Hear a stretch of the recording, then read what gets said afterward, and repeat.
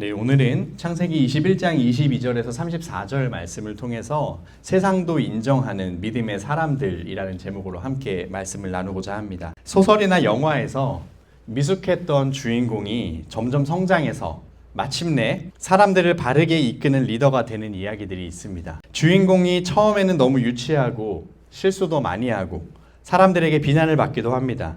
하지만 주인공이 성장하면서 점점 사람들의 가슴에 변화를 일으킵니다. 그리고 마지막에는 그들의 리더가 되어 선한 일을 이루는 장면을 보면 우리의 가슴이 뭉클해집니다. 이 드래곤 길들이기라는 영화를 보면 주인공 히컵은 바이킹 족장의 아들이지만 몸이 약하고 열등감도 많은 아이였습니다. 그도 드래곤과 용감하게 싸워서 아버지 같은 영웅이 되고 싶었습니다. 그러다가 자신이 만든 무기로 전설의 드래곤 나이트 퓨리를 격추해서 떨어뜨리는데 성공했습니다. 하지만 원수라고 생각했던 그 나이트 퓨리 드래곤과 친구가 되었고 그는 남몰래 드래곤을 길들이기 시작합니다. 이 과정에서 히컵은 사람들에게 계속 거짓말을 해야 했습니다. 또 가까운 사람들의 미움을 사기도 했습니다. 특히 가장 친한 친구 아스트리드를 화나게 만들었고요.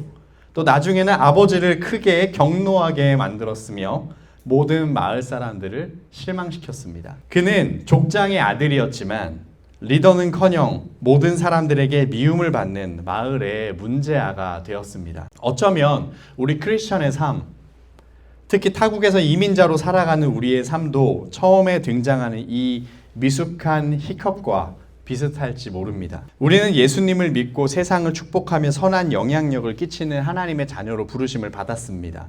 하지만 낯선 문화 속에서 직장인으로서 또는 아빠나 엄마로서 또는 학생으로서 살아가는 일이 쉽지만은 않습니다. 때로는 우리 자신의 우리의 연약함 때문에 죄에 넘어지기도 합니다. 때로는 다른 사람에게 실수를 하기도 합니다.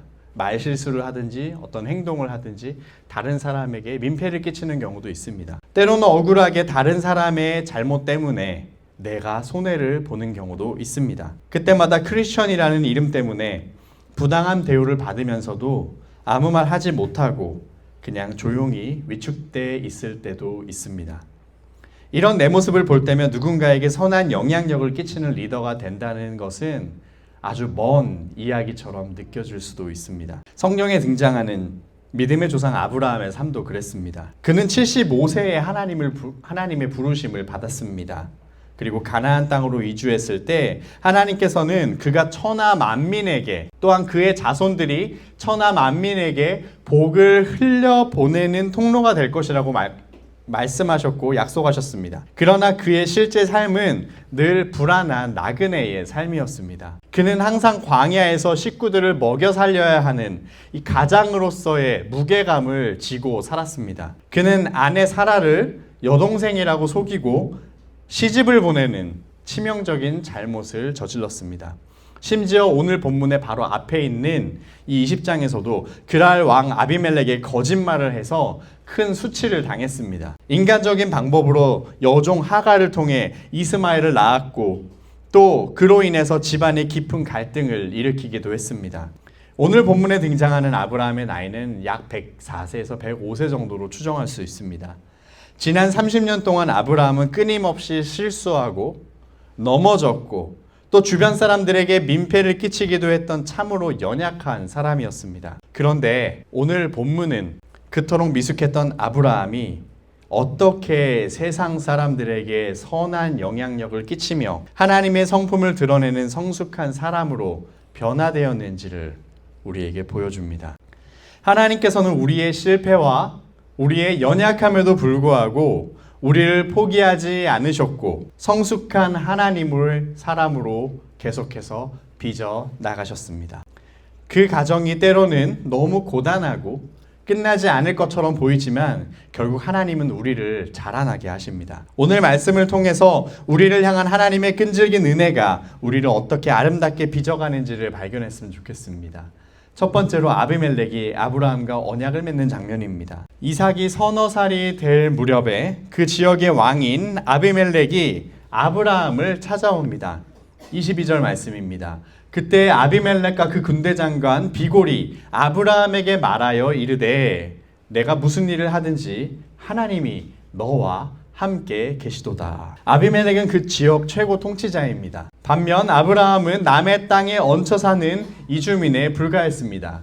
이민자입니다. 게다가 불과 몇 년 전 아브라함은 자기 목숨을 건지겠다고 거짓말을 하는 바람에 아비멜렉에게 고개를 숙여야 했던 아주 부끄러운 과거가 있습니다. 그런데 지금 아비멜렉의 입에서 나오는 고백을 보시기 바랍니다. 뭐라고 고백하고 있습니까? 내가 무슨 일을 하든지 하나님이 너와 함께 계시도다. 이 고백은 지금 이방인 왕에게 나온 고백입니다. 아비멜렉은 아브라함의 군사력이 두려웠던 것은 절대 아닙니다. 그는 아브라함의 일상 가운데 일하고 계시는 하나님의 손길을 보았습니다. 100세가 된 노부부에게 기적처럼 아들이 태어나고 또 그의 가정과 가축들이 하나님의 보호하심 아래서 번성하는 것을 지켜보았습니다. 비록 과거에 아브라함은 치명적인 실수를 저질렀지만 하나님께서 그를 어떻게 보호하시고 인도하시는지를 보면서 이 세상의 왕이 감동을 받은 것입니다. 아, 저 사람은 우리가 함부로 누를 수 있는 사람이 아니구나. 저 사람은 우리가 막 하대할 수 있는 사람이 아니구나. 저 사람이 믿는 하나님은 정말로 위대한 하나님이구나. 아비멜렉은 이 사실을 깨닫고 먼저 찾아와서 상호 불가침 평화 조약을 맺자고 제안합니다. 쉽게 말하면 서로 평화를 맺고 서로 침범하지 말자라는 조약을 맺는 것입니다. 사랑하는 성도 여러분, 그리고 이 자리에 있는 어린이 청소년 여러분, 이것이 바로 신앙이 자라나는 성화의 열매입니다. 우리가 세상에서 완벽하게 실수 없는 삶을 살기 때문에 세상이 우리를 인정하는 것이 아닙니다. 우리는 여전히 넘어지고 연약하지만 우리를 끝까지 붙들고 우리에게 은혜를 베푸시는 하나님이 우리와 함께 하심을 세상이 보게 되는 것입니다. 이 고단한 이민자의 삶, 치열한 학교와 직장 생활 속에서도 변함없이 우리가 하나님을 의지하며 살아갈 때 세상은 여러분의 삶을 통해서 여러분과 함께 하시는 하나님을 목격하게 될 것입니다. 그러니 여러분, 완벽해지려고 노력하지 마시길 바랍니다. 하나님만 의지하시고 하나님과 동행하며 걸어가시길 바랍니다. 오늘 두 번째로 아브라함이 아비멜렉을 책망하는 장면이 나옵니다. 아비멜렉이 평화 조약을 제안하자 아브라함은 과거와는 완전히 다른 태도를 보입니다. 그는 조약을 맺기 전에 한 가지 짚고 넘어가야 할 문제를 당당하게 꺼냅니다. 바로 25절 말씀입니다. 아비멜렉의 종들이 아브라함의 우물을 빼앗은 일에 관하여 아브라함이 아비멜렉을 책망하매. 여러분, 우물은 사막에서는 생명줄과 같습니다. 우물을 빼앗겼다는 것은 나와 내 가족의 생존권이 위협받았다는 뜻입니다. 예전에 미숙했던 아브라함이었다면 어땠을까요? 아마 두려움에 떨며 억울해도 아무 말도 하지 못했을 것입니다. 혹시라도 그것을 문제 삼았다가 당장 그 지역에서 쫓겨날까봐, 혹은 예전에 자기가 거짓말을 했던 이 부끄러운 일을 또 들춰낼까봐 그것 때문에 부끄러워서 속으로만 끙끙 앓고 있었을 것입니다. 하지만 30년의 연단을 통과한 아브라함은 이제 두려움을 극복했습니다. 자신과 함께 하시는 하나님을 굳게 믿었기 때문에 세상 권력 앞에서도 위축되지 않고 정당하게 불의를 지적합니다. 잘못된 일을 바로잡지 않고서는 진정한 화평이 이루어질 수 없다는 것을 알았기 때문입니다. 동시에 아브라함의 성숙함은 그가 갈등을 해결하는 방식에서도 빛이 납니다. 우물을 빼앗겼다고 해서 복수하지 않습니다. 아비멜렉이 자신이 종들이 한 짓을 몰랐다고 해명하자 아브라함은 기꺼이 양과 소를 내어주면서 언약을 맺습니다. 또 특별히 7 새끼 암양을 따로 떼어서 아비멜렉에게 줍니다. 이 7 새끼 암양이 의미하는 것은 무엇일까요? 7이란 숫자는 완전수를 의미합니다. 그래서 이 맹세는 확실한 맹세를 의미합니다. 아브라함은 자신이 손해와 비용을 지불하는 희생을 감수하면서까지 이 우물의 소유권을 명확하게 하고 이웃과의 평화를 책임감 있게 이뤄냅니다. 그리고 그곳의 이름을 맹세의 우물 또는 7의 우물이라는 뜻의 브엘세바가 되었습니다. 여러분, 영적으로 성장한다는 것은 이런 의미입니다. 상황을 피하거나 속임수를 쓰던 이런 미숙한 사람이 이제는 정면으로 문제를 직시하고 진리와 사랑을 바탕으로 이웃과 평화를 만들어내는 피스메이커가 되는 것입니다. 성숙한 사람은 문제를 회피하거나 덮어두지 않습니다. 오히려 그 문제를 지혜롭게 사랑으로 잘 해결해냅니다. 하나님은 기나긴 이민의 삶과 고난의 시간을 통해 우리를 이렇게 성숙한 사람으로 빚어나가고 계신 것입니다. 세 번째로는 아브라함이 에셀 나무를 심고 하나님을 예배하는 장면이 나옵니다. 아브라함은 이제 억울하게 빼앗던 우물을 다시 찾았습니다. 그리고 그 지역의 왕과 평화 조약을 맺었습니다. 이제 비로소 두 발 뻗고 편히 쉴 수 있는 안정이 찾아온 것입니다. 그런데 이 평화의 순간에 아브라함은 무엇을 했을까요? 그는 나태해지거나 교만해지지 않았습니다. 그는 두 가지 일을 했습니다. 33절 전반부에 보면 아브라함은 브엘세바에 에셀 나무를 심고 라고 말하고 있습니다. 첫 번째 한 일은 아브라함은 브엘세바의 일을 기억하며 에셀 나무를 심었습니다. 이 에셀 나무는 광야에서도 1년 내내 초록빛 이파리를 가지고 있는 나무입니다. 그리고 밤에는 공기 중에 수분을 끌어안고 있다가 낮에 그것을 증발시키면서 타는 듯한 열기에서도 사람들에게 시원한 그늘을 제공합니다. 나무를 심는 사람은 미래를 준비하는 사람입니다. 오늘 당장 앞의 일에 몰두하는 사람은 나무를 심지 않습니다. 지금 당장 눈앞에 있는 일을 해결하기 위해서 바쁜 사람은 나무를 심지 않습니다. 심더라도 바로 먹을 수 있는 곡식이나 과일을 심을 것입니다. 하지만 이제 아브라함은 미래를 생각할 수 있는 여유가 생겼습니다. 지금 당장은 어린 에셀 나무이지만 이삭과 그 자녀들이 자라고 나면 이제 이 나무는 커서 시원한 그늘을 드리울 것입니다. 그리고 사람들은 이 나무를 보며 아브라함에게 베푸신 하나님의 은혜를 기억하게 될 것입니다. 과거의 아브라함은 자신의 목숨 하나 건지기 급급해서 남에게 피해를 주던 사람이었습니다. 하지만 하나님의 훈련 속에서 자란 아브라함은 이제 미래를 바라보며 타인을 위해 기꺼이 수고의 땀을 흘리고 그늘을 만들어주는 넉넉한 진짜 어른이 되었습니다. 이것이 바로 선한 영향력입니다. 두 번째로 브엘세바에서 아브라함이 한 일은 하나님을 예배한 것입니다. 33절 후반부에 여기서 거기서라는 건 이 에셀나무를 심은 곳을 이야기합니다. 거기서 영원하신 하나님 여호와의 이름을 불렀으며, 아브라함은 영원하신 하나님 여호와의 이름을 부르며 예배했습니다. 아브라함의 인생은 짧지만 하나님은 영원하십니다. 우리가 느끼기에 우리의 고난과 어려움은 매우 길어 보입니다. 늘 긴장 속에서 살아야 하는 그런 스트레스가 끊이지 않을 것 같습니다. 하지만 영원하신 하나님께서는 우리의 고난과 성장을 통해서 영원한 구원 계획을 이루어 나가고 계십니다. 그 계획에 딱 맞도록 지금도 우리의 삶을 인도하고 계십니다. 하나님의 손에 빚어진 사람은 어려울 때나 좋을 때나 언제나 하나님을 예배합니다. 사실 어찌 보면은 정말 평안하고 아무 일 일어나지 않을 때가 신앙적으로 더 위기일 수도 있습니다. 오히려 너무 편해져서 하나님을 예배하게 되지 않을 수도 있습니다. 하지만 하나님의 손에 의해서 빚어진 사람은 어려울 때나 좋을 때나 하나님을 예배합니다.